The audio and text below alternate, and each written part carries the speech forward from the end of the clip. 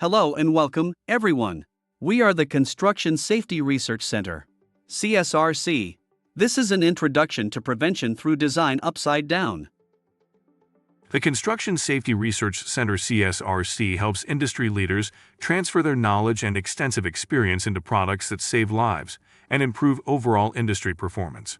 It is a collaboration of industry leaders that reduces work-related fatalities and injuries by providing construction firms with innovative safety practices derived from groundbreaking research.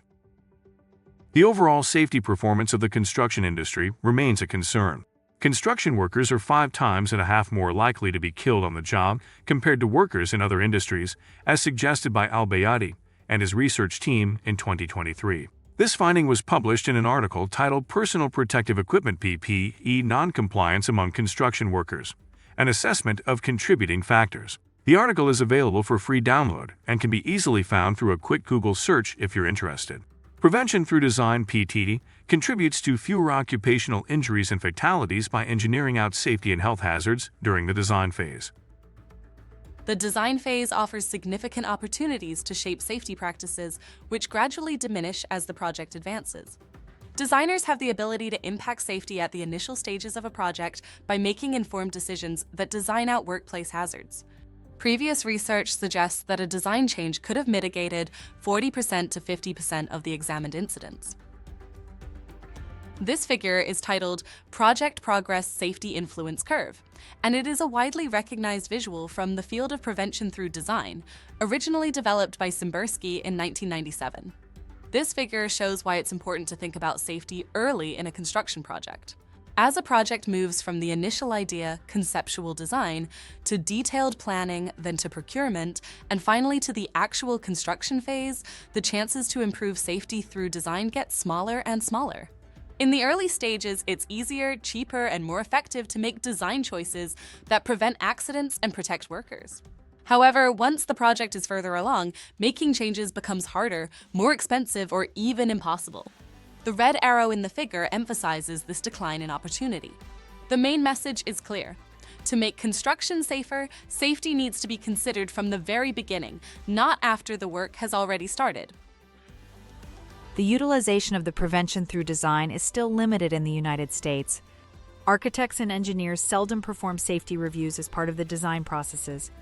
While designers make most decisions related to various aspects of the project, they often lack the hands-on experience needed to ensure site safety. The lack of knowledge among designers about construction safety and construction means and methods is a significant factor hindering the utilization of prevention through design. A recent study has identified 12 factors that contribute to the lack of prevention through design utilization. Among the top factors are the lack of prevention through design knowledge among designers, the lack of understanding of prevention through design among project owners, potential increased costs and time, the absence of prevention through design education and professional workshops, and designers' fear of liability. This table presents the 12 prevention through design barriers, categorized into 3 clusters based on their impact on prevention through design utilization, ranging from the most to the least influential. If you're interested in learning more, the research paper is available for free download. Feel free to pause the video and search for the title online. To overcome the identified factors, this presentation proposes an avenue for modifying the design after construction starts. This method is called prevention through design upside down, which is a contractor-led safety enhancement strategy in which construction personnel proactively propose design modifications during the construction phase to improve job site safety. Unlike traditional prevention through design, which originates in the design phase by architects and engineers, prevention through design upside down inverts the process by allowing field experience to inform safer design revisions after construction has begun. The suggested mechanism for prevention through design upside down is as follows. First, identification of a safety concern. Field personnel, such as superintendents or contractors, identify a construction safety issue or potential hazard that could be mitigated through a design modification. Second, initiating a request for information, RFI. The construction team formally submits an RFI to the design team proposing a specific, technically justified modification to the original design, aimed at improving safety. This RFI must be clear, structured, and signed by a qualified professional who takes responsibility for the suggestion. Third, design team review. The architect or engineer evaluates the proposal based on structural integrity, functionality, and potential impacts, for example, schedule, cost, and code compliance, without assuming responsibility for construction means and methods. Fourth, approval and documentation. If approved, the design modification is implemented during construction, recorded in project documentation, and reflected in the as-built drawings. The proposed mechanism relies heavily on the request for information, RFI process as its core component. It can be used to identify opportunities to enhance quality, constructability, and safety through design modifications. Request for information act as a communication channel to enhance and resolve design issues. The main purpose of an RFI is to improve design quality by including input from constructors. Requests for information may be submitted at various stages of the project, including pre-bid conferences, pre-construction meetings, and throughout the construction phase. The figure shows that prevention through design upside down would create opportunities to mitigate workplace hazards by refining the design after the design is completed and construction starts. The curved line labeled prevention through design upside down is positioned lower than the early design stages curve, indicating fewer opportunities to mitigate workplace hazards once construction begins. Nevertheless, this does not diminish the importance of implementing prevention through design upside down. Prevention through design upside down fits design bid-build project delivery method. In this project delivery method, communication between designers and builders is often limited because the design and construction phases are handled separately, making it harder for architects, engineers, and builders to collaborate effectively during the design phase. The design bid-build project delivery method process can present challenges in obtaining valuable safety and constructability insights from constructors. This figure visually demonstrates the critical role of implementing prevention through design during the design phase of a construction project. The process begins when the design is initiated. From there, two potential paths emerge. If prevention through design principles are incorporated during the design phase, workplace hazards are identified and mitigated in advance. This proactive approach leads to a lower likelihood of incidents on the construction site. In contrast, if prevention through design is not integrated into the design process, potential hazards remain unaddressed. As a result, these unmitigated risks increase the likelihood of incidents and injuries during the construction or operational phases. This figure expands upon the traditional prevention through design model by introducing an alternative intervention, that is, prevention through design upside down, which addresses the missed opportunities during the design phase. Again, this approach is especially critical in the design bid-build project delivery method. The figure shows a third option where prevention through design was not applied initially during the design phase. Prevention through design upside down offers a corrective approach by identifying hazards post-design and incorporating them into a revised design. This approach helps recover missed opportunities for risk mitigation and improve safety outcomes even after construction is underway.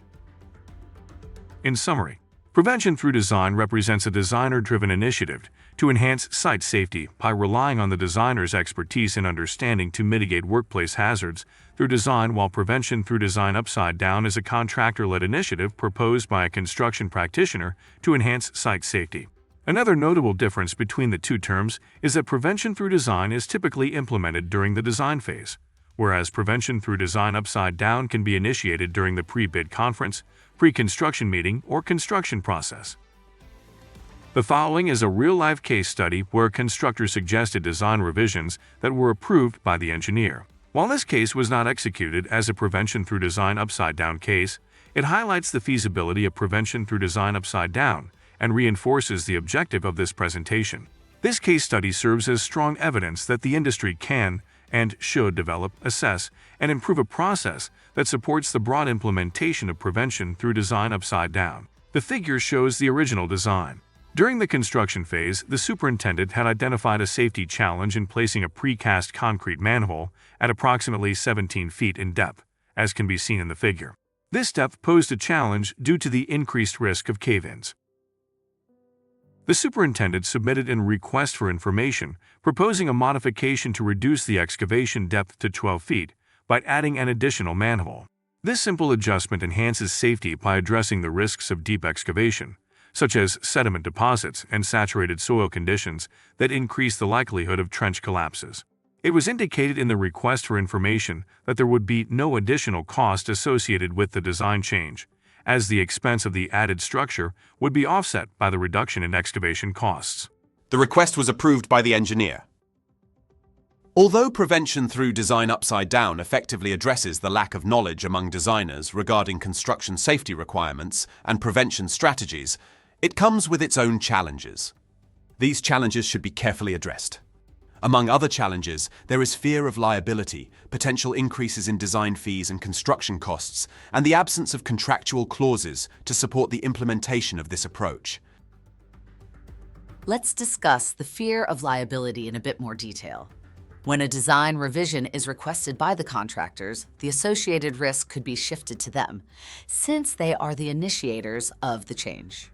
In such cases, it is the responsibility of the architects and engineers to ensure that the requested revisions maintain or enhance the structural integrity and overall functionality of the design.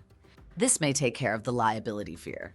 On the other hand, fear of liability should not discourage architects and engineers from fulfilling their duty of care when evaluating safety-related design requests. Duty of care is a legal obligation to prevent harm through the exercise of reasonable judgment and diligence. A breach of this duty may result in liability. This raises an important question.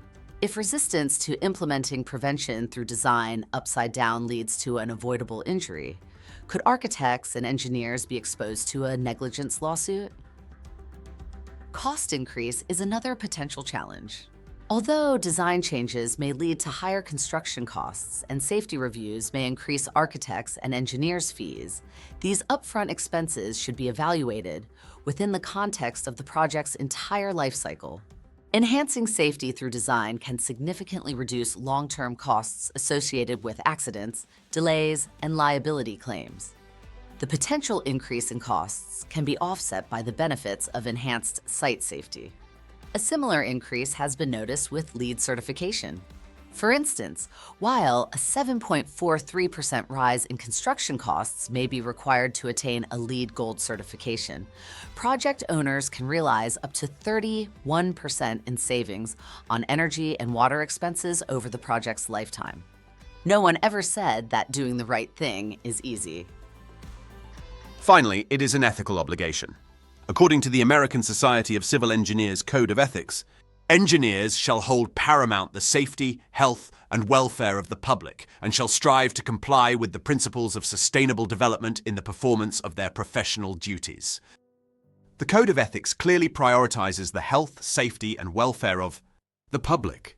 It is proposed that the Code of Ethics requires designers to consider the safety of construction workers. It is the ethical responsibility of architects and engineers to apply their professional judgment and evaluate the safety-related requests for information. Here are the key points this presentation aims to convey. Mitigating hazards through design is key to preventing workplace incidents. The barriers hindering the widespread adoption of prevention through design present substantial challenges. Prevention through design upside down offers a practical approach to leveraging the benefits of prevention through design while addressing the barriers to its implementation. Assessing and improving the proposed mechanism for implementing prevention through design upside down is critical to increase its utilization. Raising awareness among construction project stakeholders about the benefits of prevention through design upside down is essential. Thank you for completing the video. We hope you found the content valuable and encourage you to apply these insights in your work. We want to acknowledge that the Construction Safety Research Center exists thanks to the outstanding safety commitment and generous support of the center's members. If you have any questions, please feel free to reach out to us. Thank you, and have a safe day.